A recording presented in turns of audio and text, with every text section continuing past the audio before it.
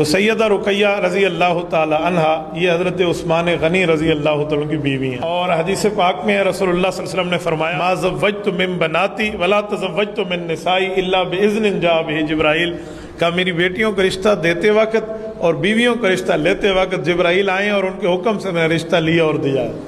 تو حضرت عثمان کے لیے جبرائیل علیہ السلام آئے اور رسول اللہ نے اپنی بیٹی کے رشتہ حضرت عثمان سے کر دیا۔ حضرت عثمان رضی اللہ تعالیٰ عنہ نے پہلی ہجرت اپنی بیوی کے ساتھ حبش کی ہے۔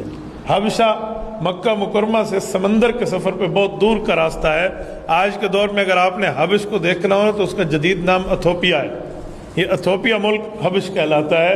حضور پاک صلی اللہ علیہ وسلم کی یہ بیٹی حضرت عثمان کے ساتھ اسی طرح سفر کر کے گئی ہیں۔ یہ سمندری سفر میں آئی اور گئی ہیں، زندگی میں پہلی بار، نوجوانی کی عمر، اور سمندری سفر اور سمندری آب و ہوا سے واسطہ، اس سے ان کی بیماری شروع ہو گئی۔ مدینہ منورہ ہجرت کے وقت ان کا انتقال ہے، تو یہ انتقال شہادت ہے، کیونکہ سفر ہجرت کی تکلیفوں کے باعث ہوا ہے۔ تو جس دن ان کی تدفین ہو رہی ہے اس دن رسول اکرم صلی اللہ علیہ وآلہ وسلم بدر سے فاتح بن کر واپس تشریف لا رہے ہیں۔ تو جنگ بدر بھی، اور ادھر سے اس کی خوشی، اور ادھر سے حضرت رقیہ کا انتقال۔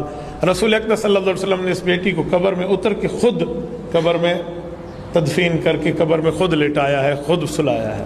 بلکہ بعض روایتوں میں آتا ہے کہ اللہ کے رسول نے اپنی چادر مبارک کفن کے ساتھ بچھا دی تھی۔